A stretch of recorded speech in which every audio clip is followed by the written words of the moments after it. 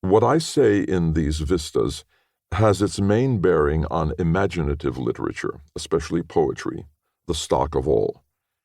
In the Department of Science and the specialty of journalism, there appear in these states promises, perhaps fulfillments of highest earnestness, reality, and life.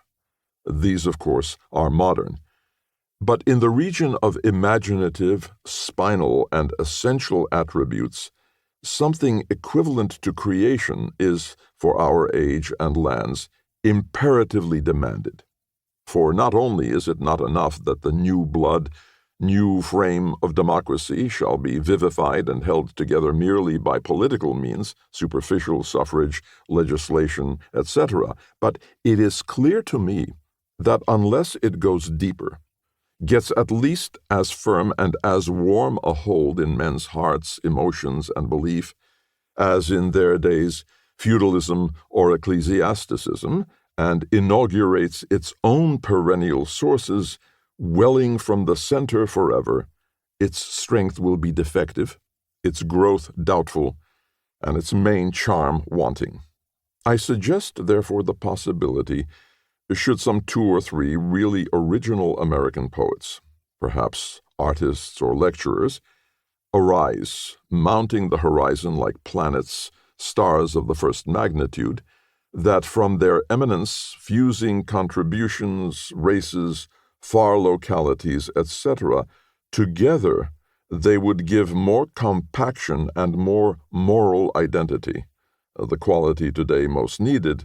to these states than all its constitutions, legislative and judicial ties, and all its hitherto political, warlike, or materialistic experiences. As, for instance, there could hardly happen anything that would more serve the states, with all their variety of origins, their diverse climes, cities, standards, etc., than possessing an aggregate of heroes, characters, exploits, sufferings, prosperity or misfortune, glory or disgrace, common to all, typical of all. No less, but even greater would it be to possess the aggregation of a cluster of mighty poets, artists, teachers, fit for us, national expressors, comprehending and effusing for the men and women of the states what is universal, native, common to all, inland and seaboard, northern and southern.